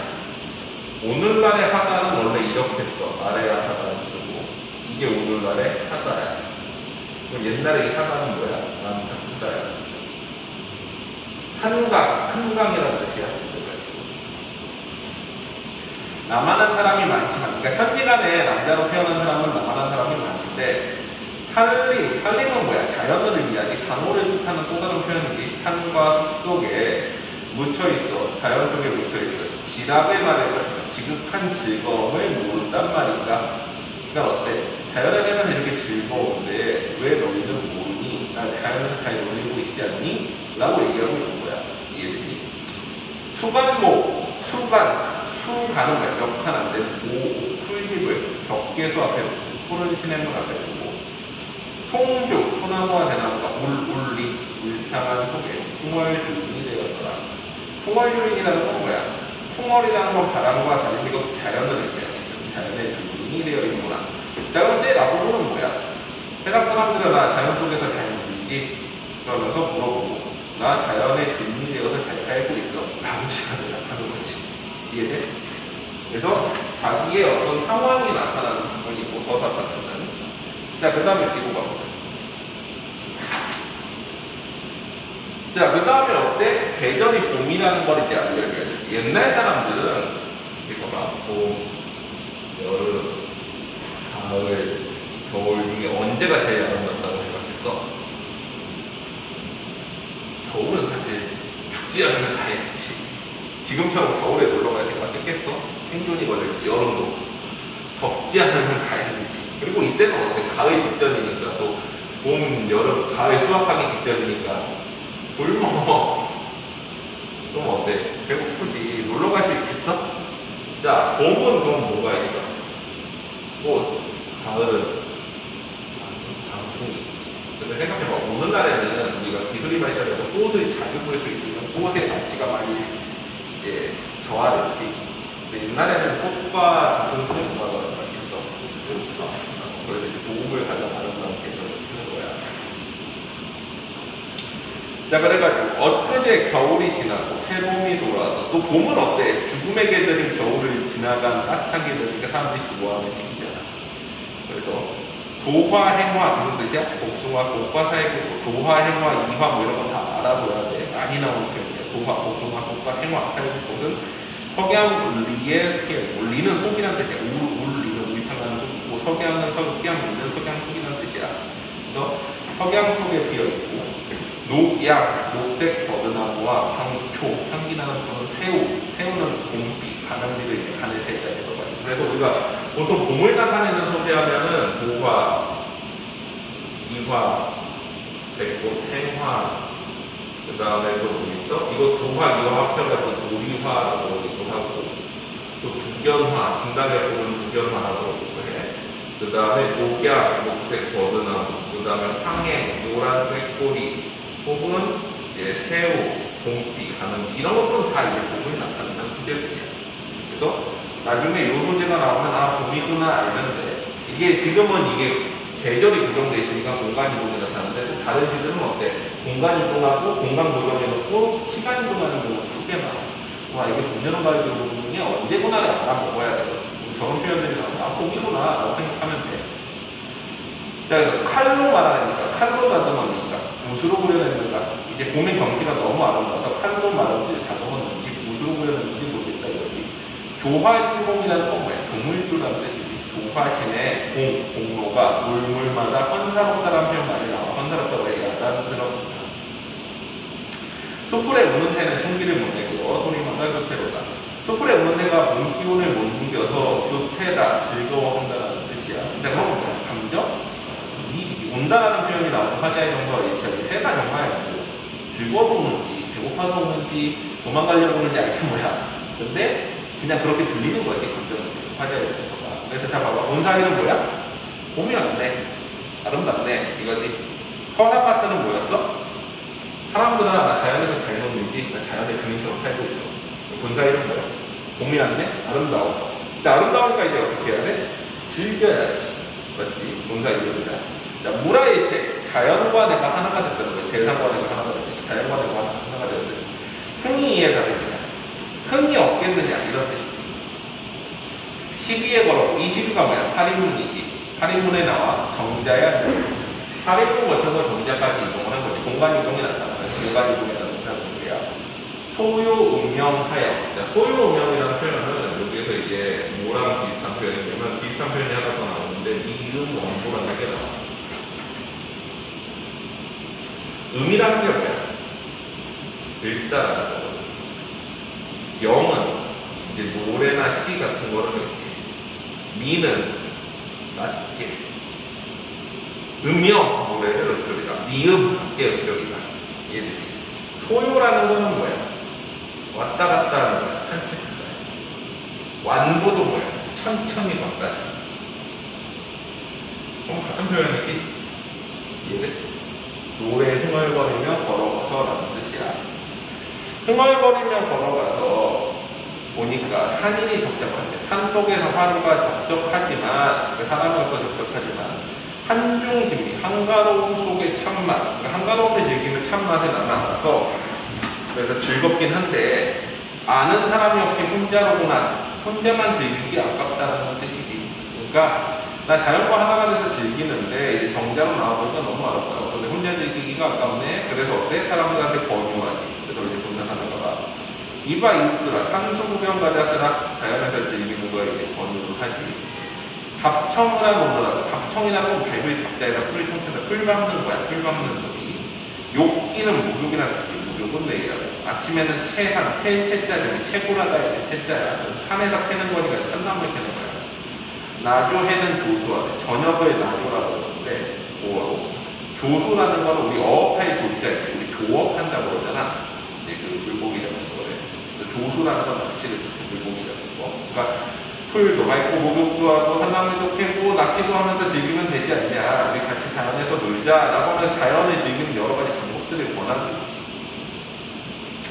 자, 보통 강호가도가에선 자연을 즐기는 방법도 권할 뿐더러 또 항상 뭔가 나면 술을 먹어야 돼. 이제 술 얘기가 나오지. 자, 본사사에 보면 각기의 이면술을 달건으로 갖다놓고 꽃나무 가지 꺾고 술 먹고 먹으라는 표현이 나왔잖아요. 그 막걸리라는 단어 알지? 왜 막걸리가 막걸리야?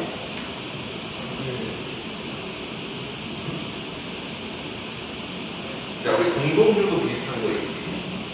이건 어디에서 나온 표현입니까? 자, 우리나라는 보통은 쌀을 가지거나 곡류를 가지고서 거기다 물을 넣고 누룩을 넣어가지고 발효를 시키기. 누룩을 넣으면 이게 부글부글 끓으면서 여기 이제 이렇게 하고 그 위에 이제 물이 이렇게 딱 하얀 물이 차오르지. 자, 이걸 원래 어떻게 건더기를 걸러내고 증류해가지고 소주를 만드는 거야. 우리가 알고 파란색 소주는 그냥 알코올 화학식으로 만든 거고 제대로 만들려면 이거 증류해가지고 만든 거야. 그래서 약간 우리끼리 하거나 그래야 돼 원래 우리나라 정통 소주. 근데 막걸리나 누룩은 어떻게 만드느냐? 자, 이거를 잘 걸러야 되는데 대충 막 걸러가지고 원래는 고운 체에다가 걸러가지고 건더기가 하나도 없게 해야 되는데 막걸리 보면 찌꺼기 같은 거 많잖아. 바닥에 나오. 그게 대충 걸러서 막 걸렀다 그러면 막걸리야. 동동주는 요 중에서 위에 뜬 것만 바람이 동동 떠 있는 경우가 있는데 요거만 이렇게 딱 펴내. 그건 동동주야. 그러니까 우리나라 사람들 사실 막걸리 동동주만 생각하잖아. 소주는 우리가 생각하는 그 소주가 아니고, 그러니까 우리나라가 이제 식량량 자원이 별로 없었던 이제 전쟁 끝나고 힘들 때 그 소주 문화가 거의 다 사라졌어. 청주나. 그래서 이제 막걸리 동동주만 나온 건데 전통주가 사실은 우리나라도 이제 일본의 사케 같은 그런 것들이 있었지. 근데 많이 없어진 거예요. 그래서 여기서 보면은 갓 깨어 익은 술을 갈건으로 받는다는 거는 막걸리라는 뜻이지. 그러니까 막걸은 술, 되게 소박한 술을 마신다는 뜻이야. 소박함이 나타나. 이해되지? 꽃나무 가지 꺾어 소놓고 먹으리라는, 이거는 이제 정철의 장진조사에서도 처음 나온 표현이긴 한데, 정철이 이제 이 사람보다 뒷사람이니까 사실은 뭐 정철이 이걸 본받았을 수도 있고, 원래는 200의 풍류라고 해요. 우리 당나라 성당시에 보면은 북부와 이북이 있었잖아. 200이라는 사람이 이제 술 한 잔 먹고 꽃 하나 꺾어놓고 그랬대. 근데 왜 그러냐면, 요즘이야 너 술 몇 잔 먹어, 몇 병 먹으면 술 경수 되면 되지. 근데 옛날엔 항아리 놓고 마시잖아. 그러면 어때? 내가 얼마나 먹었는지 모르잖아. 그래서 옛날 술 마시는 사람들 풍류가 뭐야? 한 잔 먹고 꽃 하나 꺾어놔. 한 잔 먹고 그 오뎅꼬치 이렇게 세듯이 오뎅꼬치 먹고 세가지고 그걸로 돈 내잖아. 똑같은 거야. 그래서 꽃나무 가지 꺾고 소 놓고 술을 세면서 먹는다. 얼마나 먹었는지 확인하고. 이게 이제 술 마시는 풍류인 거야, 옛날 사람들. 그래서 이제 그 막걸리를 풍류를 즐기면서 마시는 표현이 나와. 그렇지? 자, 그다음에 화풍. 시원한 바람이 건너들어 육수, 푸른 물을 건너오니 청향은 잔해지고 맑은 향이 잔해지고 낙홍은 옷에 된다. 낙홍은 뭐야? 이제 해가 떨어지는 걸 의미하는데, 혹은 붉은 꽃잎이 떨어지는 걸 의미하기도 해. 그래서 이게 보면은 화풍이 건너들어 육수를 건너오는 건 수평적 이미지고, 진다는 사강적 이미지, 그래가지고 수평적 이미지, 수직적 이미지 이렇게 표현하기도 해. 그래서 시의 수평적 심상과 수직적 심상이 같이 나타난다. 이렇게 얘기하기도 하고, 또 청향이 잔해진다는 공감각으로 보기도 해. 왜? 청향은 후각이잖아. 맑은 향기가 진다라고 했는데, 지는 건 시각적으로 보여야 되는 거지. 근데 시각은 안 보이지. 그래서 뭐야? 후각의 시각화라고 보기도 해. 이해되지? 자, 그 다음에 준중, 술동이가 비었거든. 나의 너로 아래라. 나에게 말해달라는 거지. 소동, 심부름하는 작은 아이더러. 주가의 술무럭. 지금 같으면 난리난리지. 이러고 술 사오라고 하는 거야. 어른은 막대기고, 아이는 술을 메고, 미음만고, 아까 똑같이 한 들고야. 소요명과 같이 흥얼거리며 걸어가서 시냇가에 혼자 앉아. 정자에서 시냇가로 건너왔지, 이번에는. 시냇가에 와서 명사, 맑은 모래에 흐르는 좋은 모래, 맑은 모래에 흐르는 좋은 모래, 맑은 모래에 잠을 씻어 부어들고, 청류를 부어보니 떠오르니 도화로다. 도화하면 우리가 보통은 뭐가 떠올라? 우리 무릉도원이라는 거 들어봤니? 이상향의 이미지지. 옛날에 이제 신들정공 시대 때 한 사람이 복숭아꽃 잎이 떠오르는 이제 강물에 따라 올라가니까 뭐가 있어? 무릉 지방 근처에 되게 이제 복숭아꽃이 가득한 이상향이 있었다. 그래서 무릉도원이라고 했잖아. 복숭아꽃이 떠오르는 거는 뭐를 의미해? 무릉도원, 이상향의 이미지가 있다는 거야. 그래서 청류를 부어보니 이제 물을 보니까 복숭아꽃이 떠내려오는데, 무릉도원이 그래서 가까운 것 같아. 저 매는 뭐야? 들판이야. 매는 산이고, 여기 산, 여기 들판. 저 들판이 무릉도원인가? 라고 생각하는 거. 이상향 같다라는 거야. 내가 알고 있는 것이. 여기까지 괜찮지? 그래서 봐봐. 앞에서부터 다시 정리해보면 서사는 뭐야? 아, 나 자연에서 잘 보내고 있어. 자연에서 잘 즐기고 있는 사람. 본사이는 어때? 봄이 왔네? 본사이는 자연에서 혼자 즐기고 있어. 본사 3은 같이 즐기자. 본사 4는 술 먹고서 잘 놀고 있어. 자, 마지막 이제 결사가 나오지. 본사 5 하는 거야. 본사 5. 자, 송간, 소나무 사이에 새로 모솔길이지, 얇은 길이니까 구경하는 진달래꽃이야. 진달래꽃을 붙들고, 봉도 이제 산봉우리 올라갔지. 산봉우리에 높이 올라 구름 속에 앉아보니 천촌말락. 바꿔봐. 중간에 글자를. 천만촌락이지. 이건 뭐야? 촌락이 1000만 개나 펼쳐져 있다는 거야. 말해주기. 천만촌락이 곳곳에 버려있대. 옛날에 한자는 이렇게 중간에 섞어 쓰는 경우들이 많았어. 연하일휘라는 건 뭐냐면, 연하는 우리 알아도 많이 나오는 표현인데, 연하는 노을과 안개야. 풍경이 아름다운 거 이렇게 표현했거든. 연하, 노화, 속에 일휘, 한 줄기 빛이라는 뜻이거든. 휘는 빛나는 빛자잖아. 그래서 한 줄기 빛이 금수는 뭐야? 비단에 손을 놓은 것 같다라는 거지. 그래서 비단에다 우리 옛날에 보면 비단에다 막 용 놓쳐놓고 공황 놓쳐놓고 막 그러잖아. 이렇게 기술로 해가지고 그거 같다라는 거지 아닌가.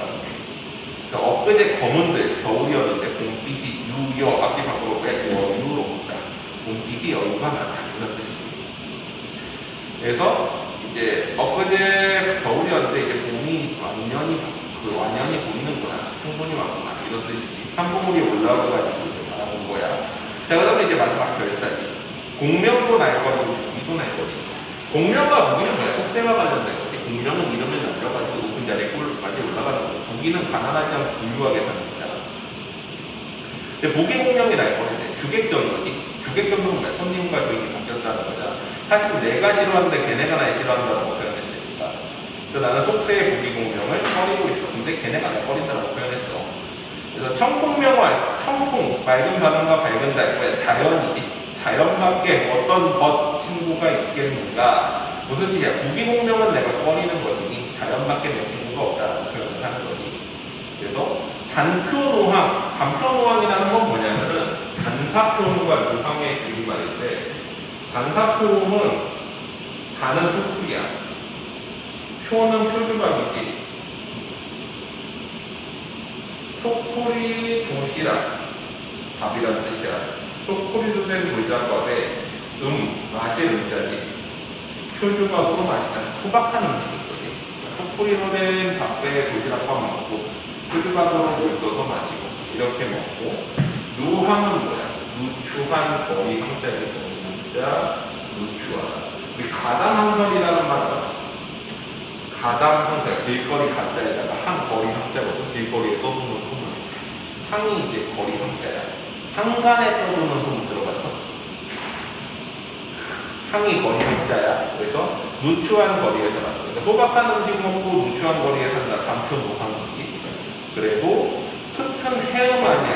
허튼은 생각이라는 뜻이야. 우리가 해다라는 표현이거든. 해다 내지는 해다라고 쓰는데 이거는 원래는 생각하다 걱정하다야.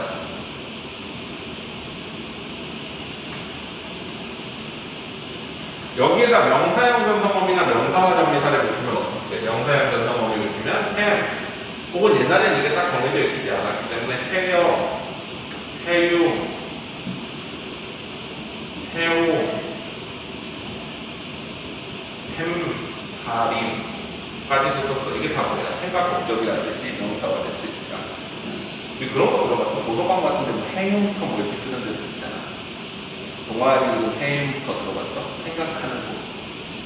국어학원 이런 거 해융 이런 거 가끔 쓰거든. 생각하다야. 이해돼? 허튼 해융 뭐야? 허튼 생각이지. 허튼 생각 뭐였어? 속세에 대한 부기 공명에 대한 생각 같은 거겠지. 허튼 생각 아니야. 그러니까 소박한 음식 먹고 또 교환거리에 살아도 속세에 대한 생각 아니야. 아무타 백년 행락, 아무튼 백년의 즐거움. 그건 뭐야? 내 평생의 즐거움은 이만하면 만족스럽지 않겠느냐? 라고 얘기하는 거지. 근데 이 가사는 최초의 가사이기 때문에 보통은 원래는 이게 가사들은 끝부분에 3543 글자수를 지켜야 된다라고 이렇게 지키는 걸 정격가사라고 그러고, 이거를 안 지키면은 변격가사라고 해요. 원래 시조도 끝부분은 3543을 지켜야 되잖아. 그래서 이걸 지키는 걸 정격, 안 지키는 걸 변격이라고 그러는데, 가사들은 특히나 이제 요거 지키는 것들은 정격이라고 그러고, 사실은 이건 3543로 끝나잖아. 비슷하다고 해서 정격가사라고 그러고. 됐니? 괜찮아? 자, 그러면은 그거 어휘 테스트만 하고서 오늘 끝낼게. 그럼 다음 주 숙제는 삼성공한 이건 다 풀 수 있겠지. 이거는 한 세트 풀어오는 게 아니라 다 풀어와. 같이 할 수 있지? 하나하나 같잖아. 자, 그거 같이 한번 해보자. 7페이지 봐봐. 자, 작은 소리로 읽으면서 한가롭게 거니 소요우명. 그건 뭐야 이거는? 소요우명과 비슷한 거. 미음 완보겠지. 미음한 거 지우고 들어보자.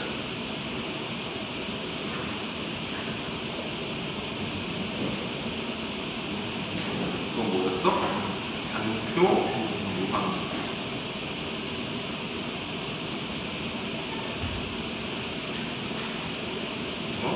소유명이겠지.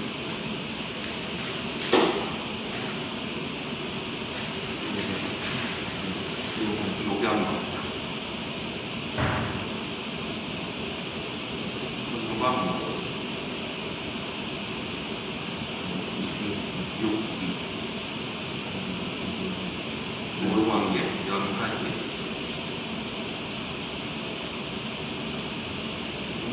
송간 한가로움 속에 한조 참맛 진미지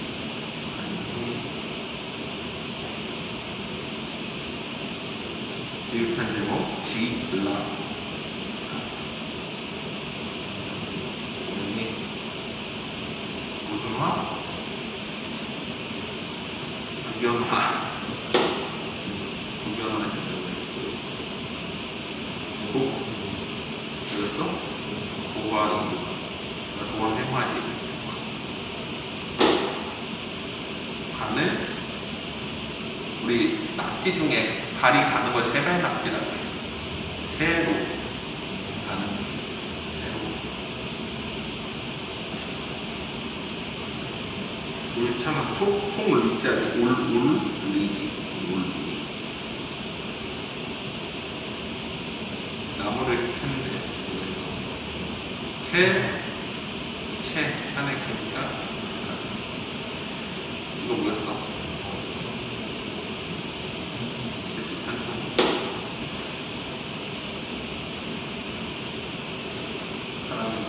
가는비지 뭐야? 간에 새우중 새우중이지. 그리고 뒤에 봐봐. 많지만은 많다 뭐야? 학번만은이지. 학번만.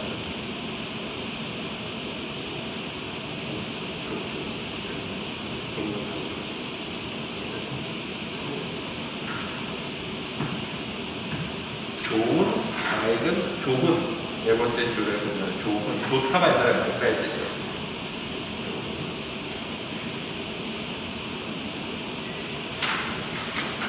세상에는 천지가 되겠지. 저녁은 뭐로 뭐라 그래? 나조라고 그러지. 나조히. 들판 뭐였어? 네. 풀밟기는 밟을 답, 청, 풀청, 청. 답사가 이게 답자야. 야단스럽다. 이게 현사롭다라는 표현을 하고 어머니들의 현사롭다. 그리고 3번 우리는 술동이는 우리가 외워도 술동이 중자를 써. 그리고 술동이 준중. 술동이. 아니?